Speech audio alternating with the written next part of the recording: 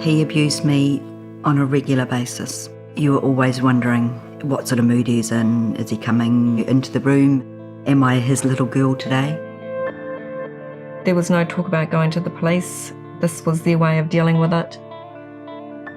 The general attitude towards me when I walked into the room was just one of derision. You just get treated like a liar. And the two-person rule is the biggest problem in that. They take your childhood and those few years with so much. I hope they can live with what they've done. I hope they can live with it like I have to.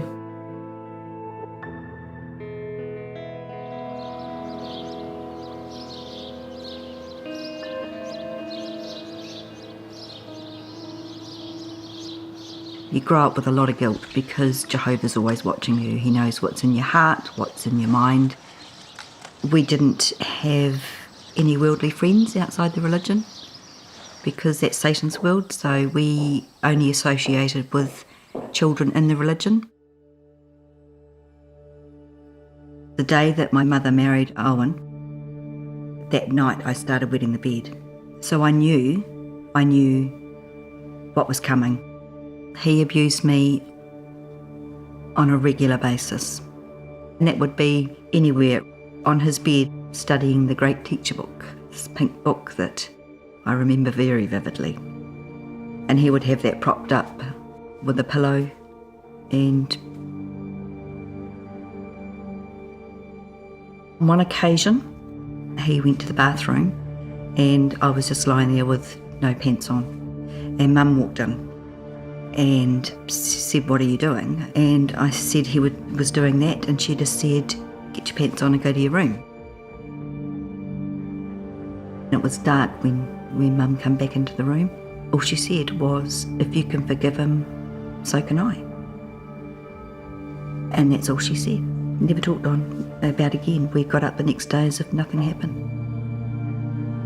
It wasn't long after that we went to a meeting, and it was announced at the meeting that Owen was no longer a ministerial servant, which is just a step down from being an elder. Nobody knew why. We just assumed that, okay, Mum went to the elders. And that's his punishment. You know, we slap on the hand and he's no longer got privileges. Before he married Mum, he was convicted of a similar offence against young girls and disfellowshipped out of the religion. The elders knew, but they didn't inform Mum, with two young girls, who he was and what he was about and what he did and his conviction.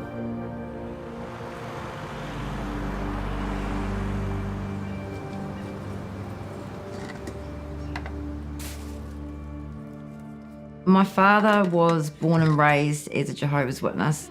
I got baptised when I was 16. As far as choices go, it was pretty much expected. My dad was an elder. That's what you did. This new family moved into the congregation and I'd been babysitting for them for a few months. One of the nights they were getting ready to go and the husband announced that he was sick, but he still needed me there to look after his daughter.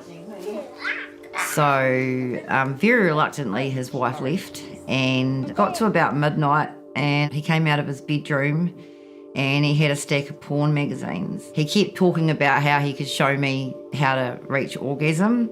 Everything about the situation at the time screamed, I shouldn't be here and this is wrong, but there was nowhere to go.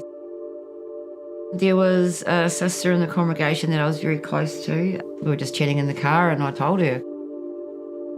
About a week afterwards, that's when Dad and me were called to a meeting at the man's house. Once I gave my story, I realised that I wasn't being believed. They basically sat there and said, well, it's her word against his, and she has a reputation of being a skanky little hoe, basically, so we're not going to believe her. She has to prove it. It's just her word. You need two witnesses. The general attitude towards me when I walked into the room was just one of derision. You just get treated like a liar. And the two-person rule is the biggest problem in that. But that's what their religion says is protocol. It's biblical, it's in the scriptures.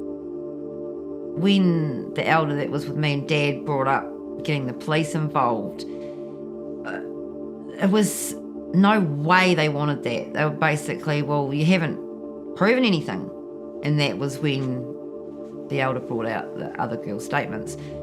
They told me there were other girls and that bad things had happened to them, but of course they didn't divulge the details to me. But I knew there was enough that the elder and my dad were quite horrified by it, and the fact that it had been hidden and unreported, and that he'd been allowed to come into our congregation and no one had been warned, basically, you know.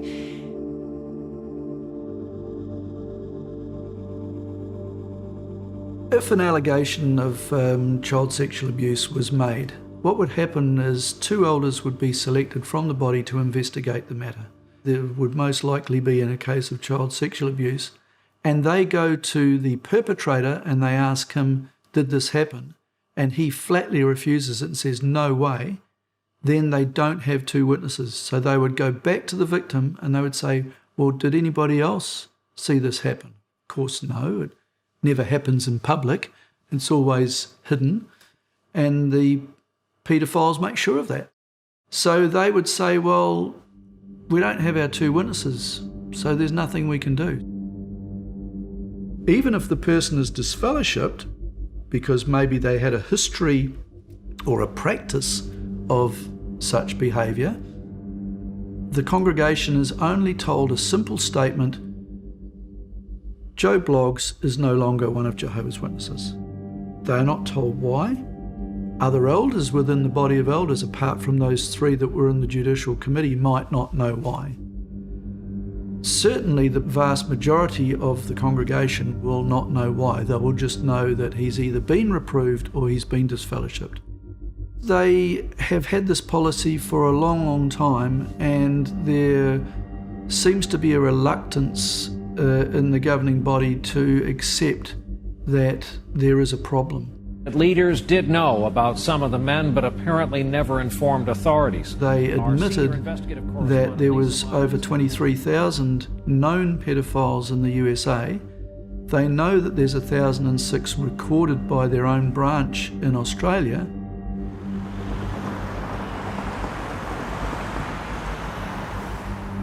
Things changed for me when I was about 8 or 9. My uncle and auntie came and stayed and lived with us. We offered them the flat at the back of our house to stay in. My uncle, Alan, he sexually abused me over that time that they were living with us. And then that carried on once they got their own place. He would try and get me over to babysit. When we would go away on conventions, the families would combine a holiday house and we would all chip in and stay together, and that was another opportunity for him to do things. From my recollections, there was a meeting held within the congregation between the elders in my congregation and the elders in my uncle's congregation. He admitted to doing it, and then there was a judicial committee. There were 2 elders that attended with me, and there were 2 elders that had attended with him.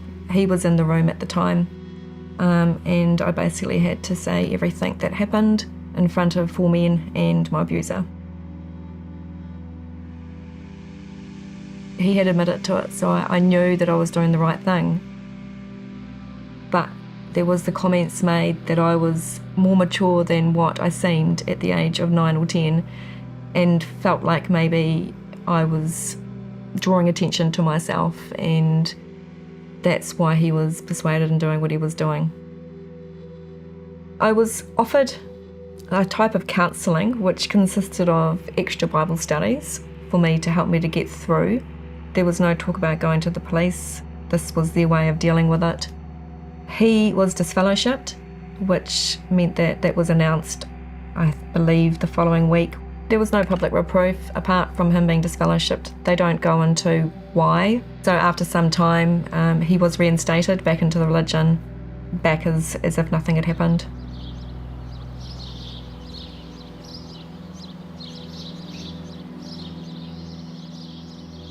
Jehovah's Witnesses tend to have lots of potluck dinners, games evenings, everybody's involved. There's always something going on. So often myself and a couple of close friends will be babysat by older teenagers. And for myself, from the age of 5 to 8, I was sexually abused by one of these babysitters. He was a close family friend. He would have been maybe 19 at the time. Trusted, obviously. My mum went to the elders. I was pulled aside with the congregation, immediately taken into another room. I had nobody, just me and these 4 elders. And I remember being absolutely petrified. I remember them clarifying that they knew what he'd done to me. And they got off on questioning me about what had happened. So they would ask me questions like, was it hard? How he felt? So very interested in if I enjoyed it, was the main thing. Really uneasy questions that I don't think any 12-year-old girl needs to be asked. And I personally think they got off on it. There was no mention of the police or asking me or on takes to the police, nothing at all. I was offered no support, absolutely nothing. When I think back too, it's not just your abuse you deal with from the age of 5 to 8, it's also the elders. You know, that was pretty traumatic things they were asking.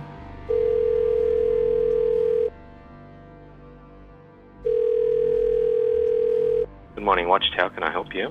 My name's Amy Parsons King and I'm a journalist from New Zealand. I'm doing a story on how Jehovah's Witnesses deal with sexual abuse allegations. I had sent through a couple of letters. I did get a response from the second letter, but you didn't answer the questions that I put to you. We actually indicated that there is a policy on our position and how we handle child abuse on our website. Yes, that it's scripturally based. Yeah. And that's basically, Jehovah's Witnesses abide by what the Bible says.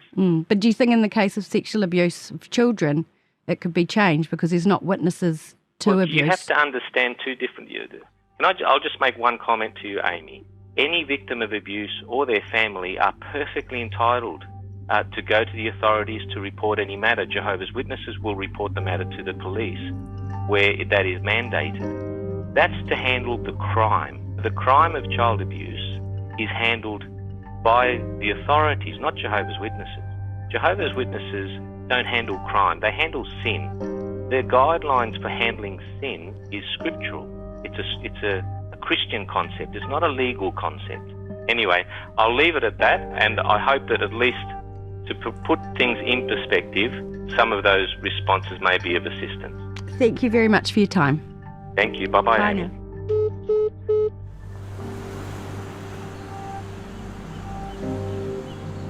There's been some discussion in forums about pedophiles talking about Jehovah's Witnesses being a pedophile's paradise. It seemed to me at the outset that was quite outrageous.